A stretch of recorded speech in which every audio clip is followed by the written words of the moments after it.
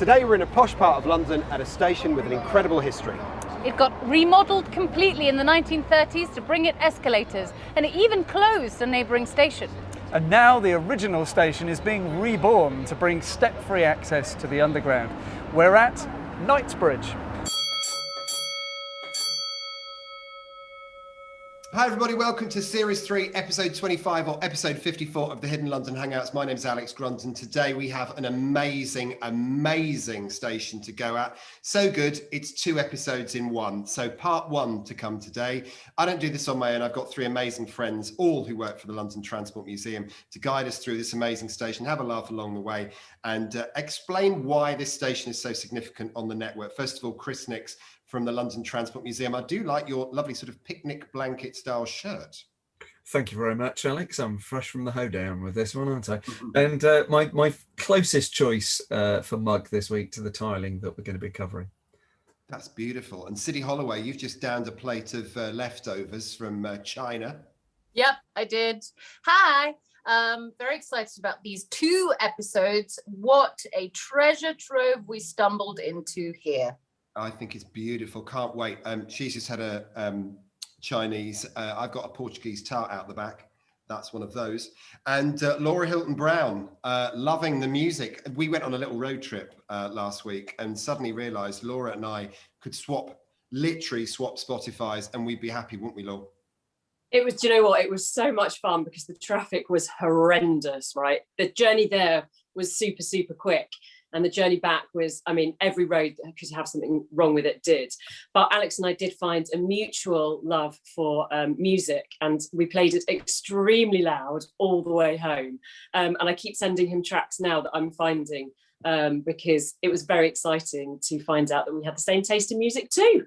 Amazing. I had my birthday party yesterday. I said birthday party. You're not allowed more than 6 people at a table here in Portugal, but it was lovely all the same. And in the middle of dinner, Laura sent me this amazing music track from YouTube. It was absolutely awesome. So well done. Anyway, on to business. Today it's Knightsbridge, and it's a station that's got such heavy attitude. It kicked one station into the long grass.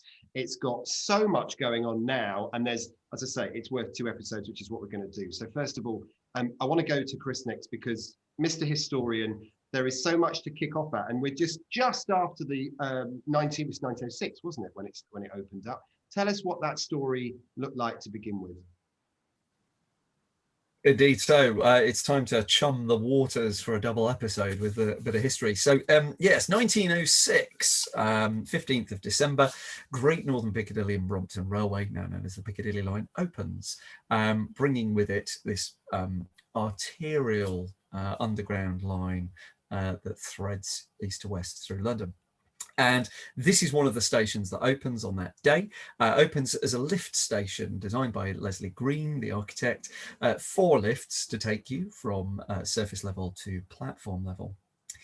However, lifts were an old school way of getting people in and out of stations, and in the 20s and 30s a lot of stations were being upgraded to have escalators instead, and that usually led to a slight relocation of where the ticket hall and entrance of a station went. And so it was in 1934 that Knightsbridge station got a remodeling to have escalators. 18th of February, this new subsurface movement area and ticket area opened up. And then later that year, 30th of July of 1934, a new entrance opened up on Hans Crescent near Harrods, the shop on Brompton Road. Now, this led to the decline of neighbouring station, which we'll come to later in the show as well. Now, during the war, the station was, of course, used for shelter for the public and for staff too. In 1999, the station was remodelled slightly, finished in 2002 to the state that we know it today. Had a bit of a tidy up in the 80s and 90s as well. So it's a station that's seen a great deal of change, remodel and rejuvenation during its time, because it is a very heavily used, important station right in the heart of the shopping district of London. Beautiful stuff. Laura, I don't think you have any clue yet as to the onslaught of beauty you're about to see, because what we know of Knightsbridge as we see it today, it's kind of nice and brown and marbly and posh, quite Harrods really, underground. But what lies behind locked doors is phenomenal in its colours and its vividness and its secrets. And we're going to have a look around there. Any thoughts, Laura, just before we go in? Any thoughts on what you might see? Well, you guys have given me like little snippets of information. So I'm thinking, guys, this is going to be an absolute feast for the senses. Am I right? Yeah, and it's not Good. something that we would decide lightly to give 2 episodes to one station, but it's because there is so much of a story to tell, but there is so much happening right now that deserves its own little episode. So that's why we're going to do it. Let's have a look at some pictures first of all, Chris. And Sids, if you could talk us through what we can see, because this was originally a Leslie Green designed wonder, wasn't it? Yeah, and look, it's a little bit different from other Leslie Green stations we've seen, isn't it? It's got sort of, the Knightsbridge is at the top, which normally is actually in the second bit. Am I making sense? You know what I mean? Where it says Baker, normally that's where the station name is, but in this one, it's right at the top of the building. Quite unusual. Lovely lamps on the outside. And it's just got a lot of kind of, look at all the beautiful flower work and stuff. It's quite an unusual Leslie Green station for being a part of the whole line. It's quite amazing, I think. And of course, through that middle archway is where you would have entered into the ticket hall, which unfortunately we don't have an original photo of. And then, of course, down through the lifts and down to the platforms. But yeah, it's an unusual and very ornate station, must be said. Beautiful. And Chris, do you think the fanciful nature of that frontage is down to the fact it's in such a posh place? I love that fanciful nature of the frontage. I love that one. I think partly it's also, remember, these stations they're new. They're a new thing. They're being experimented with a bit. And as they were being built, there's a little bit of variation and ideas being borrowed from the other early prototypical tube lines. So that Knightsbridge station that Cindy was talking about, that is quite rare to see that. The flower designs, those Art Nouveau flower designs, I believe are unique to this station. I don't think they occurred anywhere else. They're kind of tarty. You know what I mean? They're kind of like, ooh, hello. Laura, would you describe them as tarty? Do you know what? For me, this image is just the stuff that dreams are made of. I want to melt away from where I am and just arrive in that image because it's just oozing character and story again. I know I always go on about that.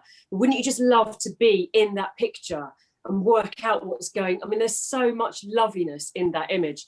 I also think that, like, I do this thing in London. I don't know if I've ever admitted this. I don't know if I want to. Yeah, let's do it. I give like stations like personalities. So okay, no, don't do it, Laura. Don't do it, Laura. Yeah, in Kennington, I think I said it was like a little station with a big heart. And then for me, Knightsbridge, it's big and it's bold. And the reason I think of it as like a big personality station is that it's feeding people into that really cosmopolitan, affluent area. You know, you've got Harrods and all those lovely hotels, and you're so close to Theatreland as well. And it makes me just think that the people that would have lived there or travelled through that station probably had such a kind of wealthy, affluent life.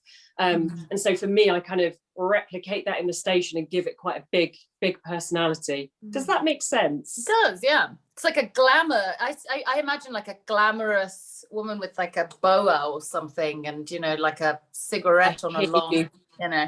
Chris, help me here. The girls have gone a bit bonkers. I feel, Laura, I reprise your second series comment of makes sense, but it doesn't make sense. Does that make sense? Does that make sense? Yeah. It's beautiful. But, you know, in a funny sort of way, you are right. And I know what you mean, because it does feel like this grander station. Everything is like the lights have been turned up and the designs have been souped up and everything else looks funky.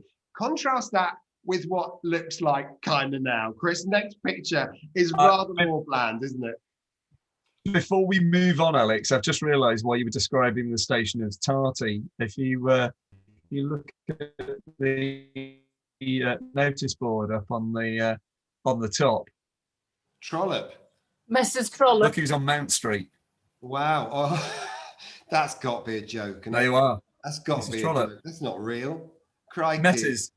Trollope. How ridiculous. But yeah, the Right. if you contrast the beauty of that with what comes next, it's rather more sober, isn't it? Look at that by contrast. I mean, still all right, but it's nothing like the Leslie Green joy, is it? Well, that's the very entrance that Laura and I stood outside after we did the Brompton Road episode, if you remember, back in season 2. End of the night, we were stood outside that, weren't we, Laura, after we'd booked off? I'm going with like, it was about 10 past, 5:15 in the morning, but what a night. But yeah, I was going to say actually at the beginning that I haven't been to the disused part of Knightsbridge, but I was obviously very lucky to experience the privileged opportunity of the supervised and very safe track walk from Knightsbridge to Brompton Road, which I have super fond memories of. So Knightsbridge is all kind of embroiled in that loveliness as well. It's beautiful. The map of the design of the station as well reveals a name change as well, doesn't it, Chris? It does, yeah. So this is a drawing of the station, which you can see at the top. It's got the classic strategy for renaming, which is to crown out the one you didn't like and just cross it out. Above it. But yeah, Sloane Street was the original name. Do you know where the name Knightsbridge originates, by the way? No, go for it. I want to know. So from a bridge that a knight rode over a bridge. So the bridge part is yeah, from the Old English for bridge, but the Knight bit is means young men. So it's the bridge of the young men originally. Where's this, by the way? Where's this? Could you tell me where this bridge is? He needs to know ASAP. Over the River Westbourne. So there you are, the bridge of the young men over the Westbourne. So now sorry, Alex. We are in a later episode sometime in the future. We are going to cover the River Westbourne, right, guys? We are, because there's an interesting story about that in the underground, isn't there? But for a future episode, as you say. Yeah, rivers. We got a poster as well for Laura, haven't we? Oh, we do. What I do like about this drawing, though, is you can see that that really unusual thing that Sidney was talking about with that high arch for the arcade, which led through to the secondary entrance. There was a secondary entrance as part of the Basil Street Hotel behind the station, which is important when we come to that in episode 2. Very nice. We've got a poster for Laura, haven't we? We do. So, Douglas McPherson, we've come across this artist before, haven't we? Specialised in doing stomach diagrams that we've enjoyed at Piccadilly Circus and Leicester Square earlier on this season. And a stomach diagram, Chris, is really just a bit sort of like a cross section. It's 2D because it's a poster, but it looks 3D, doesn't it? Yeah, it's kind of a cutaway. If you did it precisely and mathematically, you'd probably call it an axonometric. I think that's the right term. You show off. I think that's right. I'll probably get letters telling me I'm wrong, but I think it's an axonometric. I wish we did get letters. Can you imagine, like, if we were back to the 1970s with green ink? That would be great, wouldn't it? Laura, what do you make of the poster? It's beautiful, isn't it? I like it. I like that it's a mix of the kind of more artistic stomach diagram at the top with the lovely kind of functional type at the bottom. I mean, who doesn't love a reconstruction and some escalators being installed, right? And I like that it's another development of London Underground. Like we are developing, we are moving forward, we are doing this for you guys. We're trying to make life easier and better. So for me, this is a big plus. Do you think a year ago, Laura, that you'd have ever said those words on telly? No. Doesn't love an escalator being installed. I thought to myself, there's a strong possibility that I did not care about escalators being installed at some point in my life. To be fair, I can't lie. But yeah, now a little bit excited, right? Well, it's interesting, Laura, because we're going to take you to one of those escalators now. You're going to meet the maker. And we decided to have a little look around this station, which is incredible now. It's about to get even more fascinating.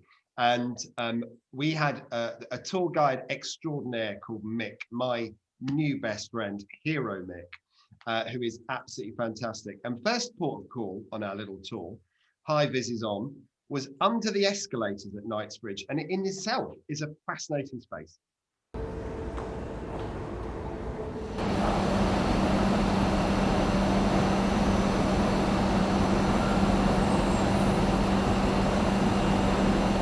Guys, we have struck gold here. Not only have we got Mick on camera, who has given us keys to everywhere in the station, but we're also here in the escalator room. This is where all the kit is, isn't it, guys? Yep. It is, and this is really the reason that the station changed, is because the escalators came here to replace the lifts. Well, the escalators were the invention of the time and sped up passenger numbers significantly, but in modern day, you need lifts as well to be able to provide full accessibility. So it's funny how it's kind of gone from one to the other and now to both. And now in this station, we've got escalators.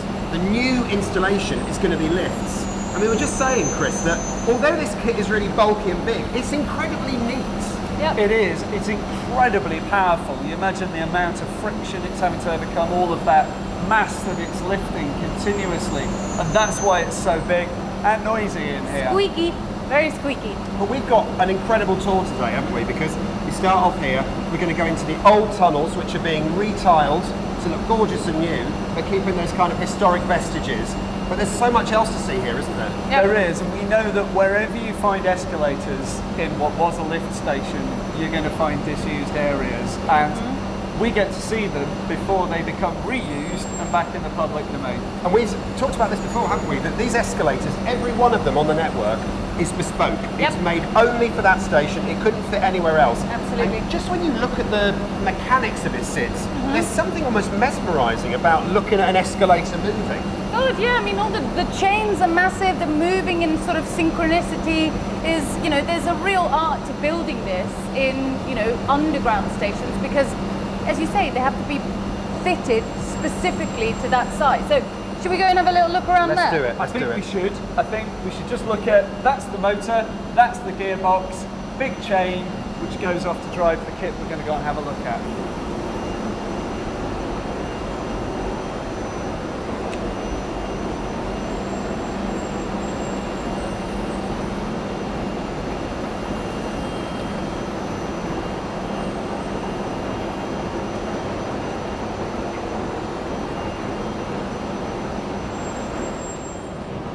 So Alex, this bit is the end wheel, which is driving the end of the escalator mechanism. You can see massive bearing in the middle.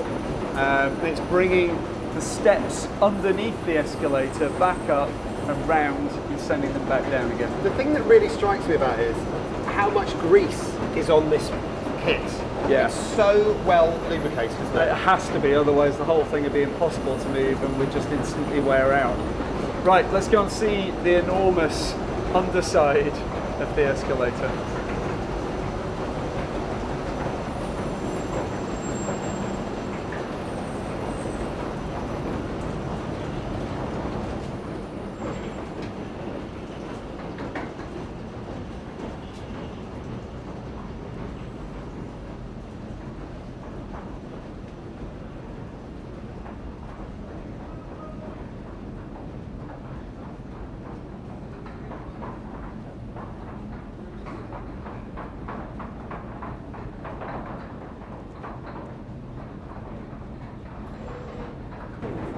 Oh, I love this.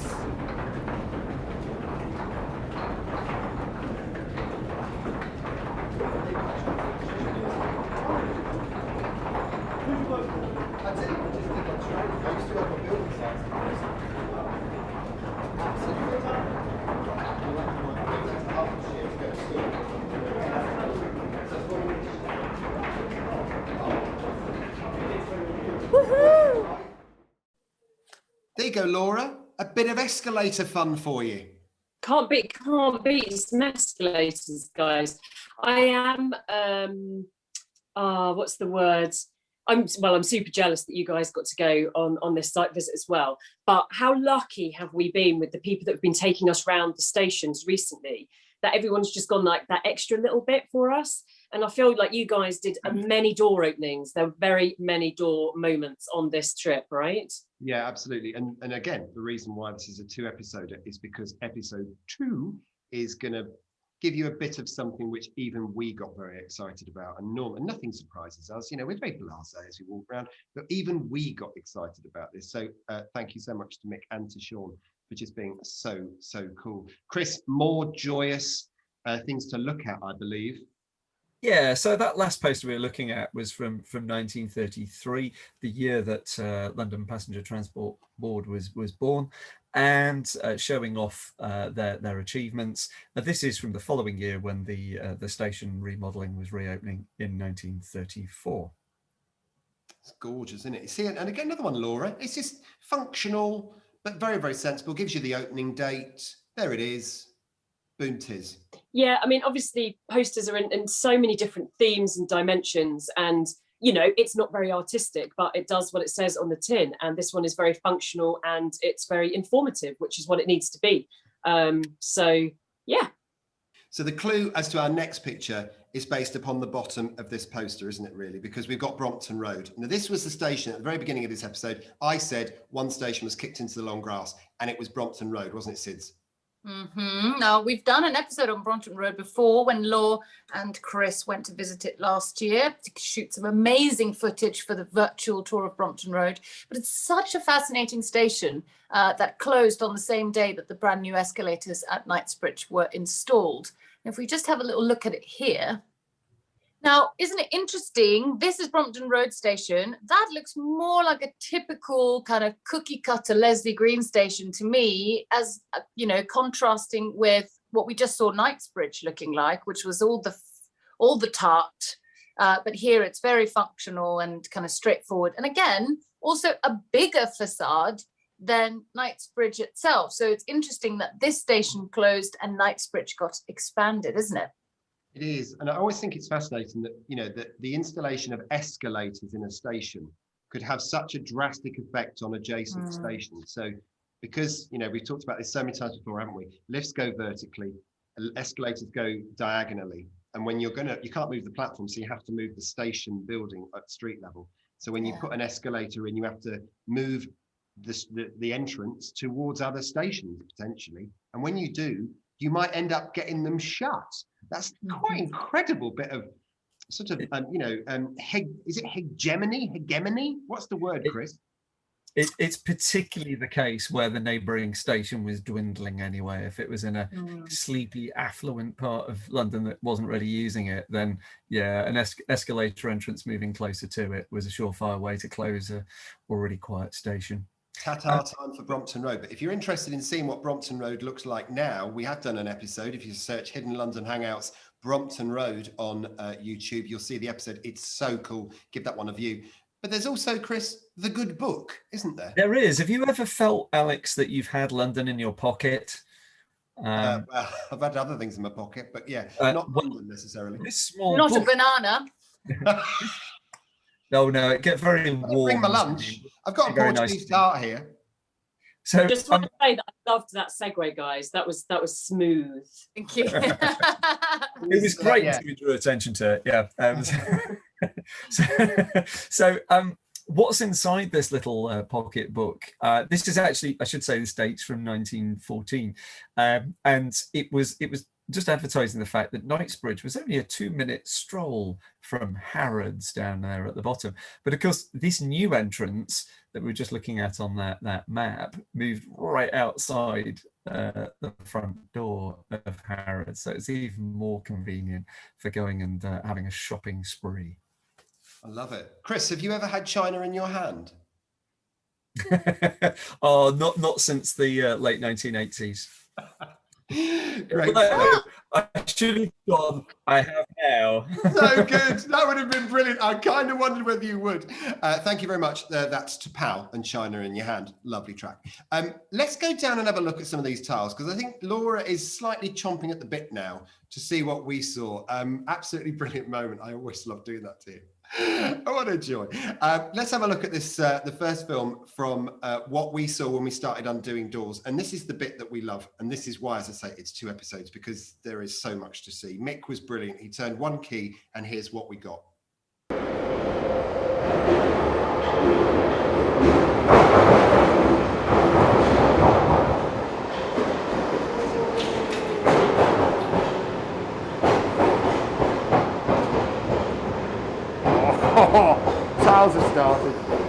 Tiles are started, dirty old tiles. This is good. Oh my goodness. No, I've never been in here before. I have. This is... Yeah, I we have have. several times. Are you filming? I am. Oh my goodness. Look at the colours. Just look at the colours. And these are the originals, right? They are at the moment. Yep. But not for long. So Just this is look. this is why we wanted to come, because they are not long for the world in this original form. Do you know, we're... as many of these as you want. Excellent. Well, I'm sure people would love to be able to buy them from the shop and tile the bathroom. to coin a song. Oh wow, they have changed it a lot, haven't you? This is the last time I was here. This is about the same as I saw it, Stop it. November 2019. Look at that. This is nice. So, bit of original tiling here to the trains. There have probably been a few of these in this passageway. At least last time we were here, we saw those. But it's interesting how they've just sort of bolted other stuff on it. Of course, they're going to be clearing it out. And look at these blues. Laura would go absolutely It's mad absolutely for her this. colour, isn't it? Yeah. It's for kind of a blue and a green. It's quite an attractive pattern, isn't it? But also, you know, when you look at the sort of contrasting colours, you remember at Arsenal they had the green and pink. Yeah. These are beautiful combinations of colours. Yeah. You know, and it's. But so when you also, look, it's a white up here, but it's more of a kind of a beigey colour down here, so it does change. So also, if you remember on Arsenal, we were talking about the difference between the old ones and the new ones, and you can see that crazing that I was talking about is here, because these are original. Absolute telltale that they're original tiles. Yeah. Okay. Look at the cornicing as well.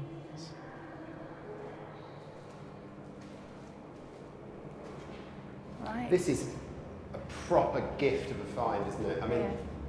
It is. the amount of detail that remains. I knew you'd love it. Yeah. This is another one of those stations that was classically written off by people as yeah. not being much to see, but I disagree. It's What? You're quite joking? Yeah. People just did, so this wasn't. This is amazing. By the way, I just got an insight into your radio DJing days, Alex. With your that was to power with China in your hand. China in your hand. Yeah, those days are long gone. Laura, what did you make of that then? I mean, the tile combo is winning in my eyes. Maybe you wouldn't think that teal and the darker green would go together, but I really, really like that colour. And thank you guys for being there going, oh, this is right up Laura's street. Lovely that you knew that was my favourite colour. For me, it's the sea and the seaweed. It's literally the ocean underground in a station with that tile combo. It's beautiful, isn't it? And I think, Sids, the thing that staggered us was how much of it survives. I know. Well, I mean, the first time Chris and I ever went there was back in 2017, the first time we ever visited Brompton Road. And I remember the station manager was like, oh, you know, we've got a bit of disused space here. And he opened it up and we both just went, oh, you know, because it's, you know, breathtaking when you actually see it in the flesh. So I absolutely love that they're going to maintain and, you know, continue that on after that opens to the public again. So beautiful. Yeah, I loved it. And Chris, when you look around those corridors, I think what staggered me was the extent of what's still there. It's not just a tiny corner, as we're about to see. There's huge amounts of it, isn't there? I absolutely agree. As Sidney said, when she and I first went there, we knew nothing about it really. It was another of those classics. Get your coat, let's go and have a look at a station that has some disused bits. And we were staggered by the length of those corridors really, and how well it had survived. Don't be staggered by the length anymore. Take a look at this. Chris, look at this.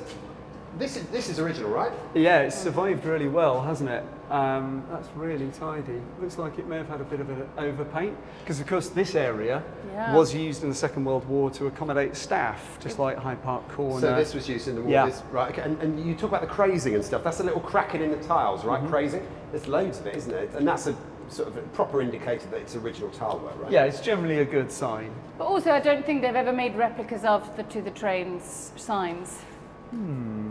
I'm not sure they have. I mean, that one's got quite a lot of hand-painted addition on it as well, hasn't it? There was a tile company, we won't mention it, but there was a tile company a few years ago that used to make this sort of stuff to have in your bathroom. Yeah, Fard Earth. That's the one.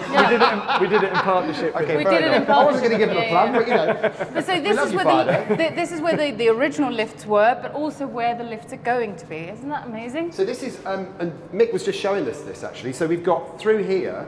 These are the all the metal work that creates the new, I suppose, lifts, the new place where the lifts are going to go up and down. And of course, if you look, and I'm literally craning over the plastic, you can see all the way up there. And this is going to go up into the new entrance to the tube station. Yeah, in Hooper's Court.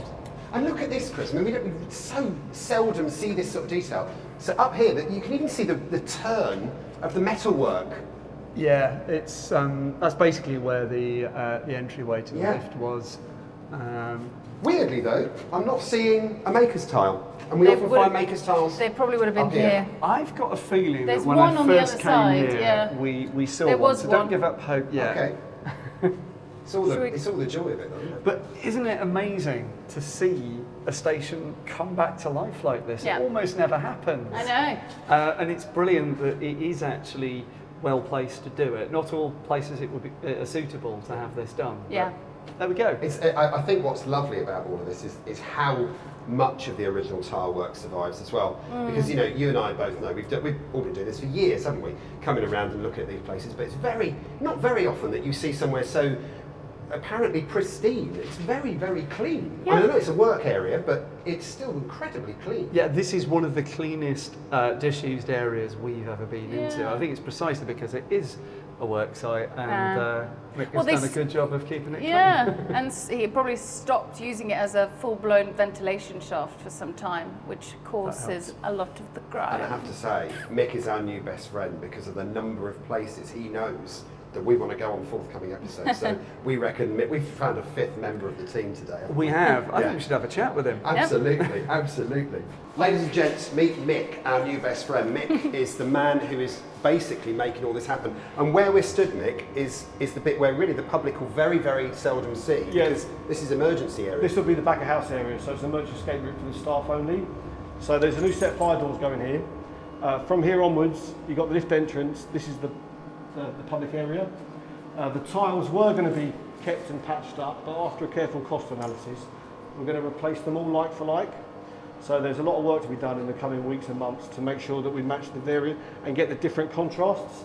You see, no two tiles are the same, So we want to try and keep that look towards the end product to keep the history. And the really weird thing about it is that when you tile a bathroom at home, if you wanted, a nice, as Laura might, she might want a nice teal bathroom. The last thing you want is that colour variation in the tiles, because it would look awful on a bathroom wall, but that's exactly what you want here. Exactly, I mean, even the green tiles, no two green tiles are the same. And it's probably not over age, it's how they were manufactured at the earliest part of the century. They were dyed then, these would be cast like that. Yeah, Chris. Your challenge is, I think, the kind of variation that you get over here. I mean, these ones are, almost cream colour. Yes. And it's probably better exemplified on that stretch there where you can see. Well, I really like this, that there's a darker here and it kind of lightens up. It's sort of ombre almost, isn't it? In that it just changes colours. It does give it a depth and kind of an interesting, I don't know, like... It certainly does, ombre. Whenever you mention that word, I always think of a Spaniard in a big hat. Ombre. I'm loving it. It's that depth and range that makes them interesting. When you look at them from a distance, there's a depth to their overall. So you're welcome to come back when we've got the contractors here. We're going to be trying to match them and we'll get a big variety of samples. Choose which ones they are, and you can be part of that process. My God, God, yeah, you love selecting tiles, We don't get you, all Alex? the best people in this job. So I hope, Laura, you're going to come with us, because you are pivotal now to this retiling effort. It's all your colours, babe. Guys, good engineering of events that we can go to there. Super work. It's all in really good condition as well, isn't it? Like the tiles are immaculate. They're really, really well preserved. And the train sign, I know Siddy kind of has mentioned it on the clips a little bit, but they're in really good condition as well. They're just so super lovely. But absolutely, hot day, I'm there retiling with you. It's going to be fantastic. Oh, go on, Christopher, go on. I was just going to say, I think the fact that those tiles are most of them are going to come off the wall and then come to the museum for us to be able to sell as vintage originals is just tremendous. Because I don't know about you, I wouldn't mind a few of those framed and displayed somewhere. I suspect there's quite a few other people, just like with the Sloane Square tiles that we've been selling. Well, you see, Laura is about the only person I know who might actually buy a job lot of the teal ones to put in her bathroom. Well, my upstairs bathroom is teal, but there's definitely room for my other bathroom to be teal as well. So I might be purchasing massive pallets of them. Yeah. I think it's fantastic. So yeah, if you like the colours, you can in the future buy them from the LT Museum and support the museum in their work as well, which is fantastic. We're going to park the episode there because episode 2 is going to be with you next week. There's so many other things to come, including a revelation which stunned, delighted us, and we reckon we're going to play a part in history for you, which is going to be fantastic. So brilliant stuff. Notes, queries and questions, as always. Last week was Arsenal, as we remember. A great little jaunt around there, thanks to Siddy and Chris. And we were saying that the audience numbers for these episodes are still delighting us in the fact that you guys are sticking with us on this journey. And even though the world is slowly coming back to some level of normality, you're still watching, and we're so grateful. And Kat says, you really shouldn't be surprised at the audience figures going up. You folks make a fantastic team, and you always deliver great videos for those of us who love the Tube. We're really grateful, aren't we, Sids? Yeah, we really are. I mean, you guys are, surprising us every week, and we're really noticing how much our audience numbers are shooting up. We really absolutely love every single one of you. Thank you. I love that. Kevin Wilkinson's got a question for us. If you were to visit London for the first time, which tube line would you choose? Where would you travel from, and which station would you travel to, and why? For me, it's got to be the Northern Line. I would want to do the lot. I'd want to go from High Barnet to Morden via Bank, and then I want to go to Edgware via Charing Cross. I want to do the lot. I want to see all those tile colours.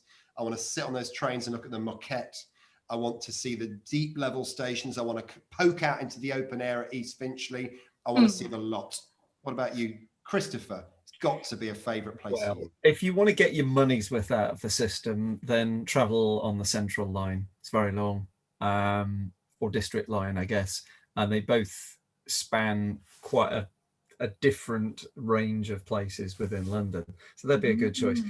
I should probably, though, choose my my first love of the Tube, which is the Jubilee Line.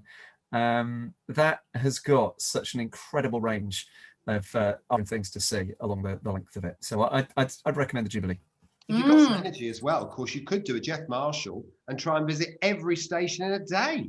Couldn't you, Yeah. Sid? You could. I mean, if I was to choose, you know what? My first ever tube journey that I really remember was I landed at Heathrow, but my aunt and uncle lived in Cockfosters. So I wrote the entirety of the Piccadilly line. So maybe I'll do that. That's such a lovely journey, which goes overground, underground, Leslie Green, Charles Holden, the lot. Nice work. A nice bit of Piccadilly. Laura, what about you? Where would you go? So this is a tricky one. I'm going to go on the Vic line. I'm going to go pale blue, and I'm going to start in Brixton at the Brixton Academy at a concert. Yes. Then I'm going to jump on the Victoria line. And I'm going to go right. Then I'm going to go up to Green Park, and I'm going to get out, and I'm going to have a lovely cocktail in one of the lovely hotels or bars in Green Park. And then I'm going to go for a walk around the park as well. And then I'm going to shoot up north, maybe get a football game in or something up in Tottenham. Don't support Tottenham, but I'm just thinking of Tottenham Hale.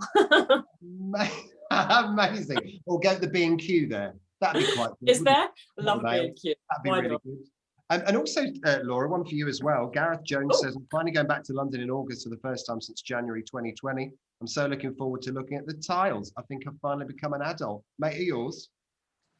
Oh, you see, I think there's a little bit of tile enthusiast in many, many of us. And for me too, wasn't something I was born with. It has developed throughout my life. So I'm right with you. Look out for all those tiles. It makes a massive difference to your journey. Gorgeous stuff. And finally, from Finty Tin, love Finty Tin. What a great name.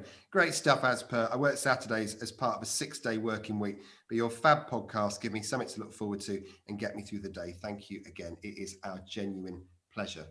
Siddy, thank you so much for joining us today. You are lovely. Thank you so much, and see you next week for part 2 of Knightsbridge. And my God, you suit Damson. What a beautiful colour. You look absolutely wonderful. Laura Hilton-Brown, you are just as gorgeous as the tiley tiles that we look at. Ah, thanks, Grundy. Yeah, looking forward to episodes 2 of this one, or part 2 of this episode. Yeah, please join us again for that one. Beautiful stuff. And Mr. Nix, you are just the oracle. Thanks, Alex. It's time for me to get back off to the hoedown. And also, I just should have said at the start, I do admire your tram poster in the background there. That's very nice. And bless you. Do you know, it's really message. It's very kind you say that, because I did manage to slip under the Jabs radar and get to Portugal for my birthday. And I got a little place out here. And whilst it's not really the sort of place where you'd keep London Underground stuff, I've got to have a day off sometimes, haven't I? There is a little bit of maquette that's sitting there, which is my laptop cover. But that is a photograph from Lisbon, and it's the 28 tram, which is just such a beauty. If you ever get to go to Lisbon, go on the 28 tram. It is absolutely stunning. As you can probably tell, the 4 of us are not only just colleagues, we're just great mates as well. And it's such a joy to share our lives with you as well. So if you want to find out a bit more about what we're doing, what we're up to, you find us on Instagram, Alex Grundon, Chris Nix, Siddy Holloway, Hidden London Law, and at LT Museum. Find us, communicate with us, send us your questions and everything else. On YouTube, you've found us because you're watching us. So like, subscribe, and comment down below. Anything you want to know about the Tube or comments about the shows, we'd love to hear from you. Next week is part 2 of this Hidden London Hangout special about Knightsbridge. So much to come. Please come back and enjoy the rest of it. In the meantime, have yourself a great day and stay safe.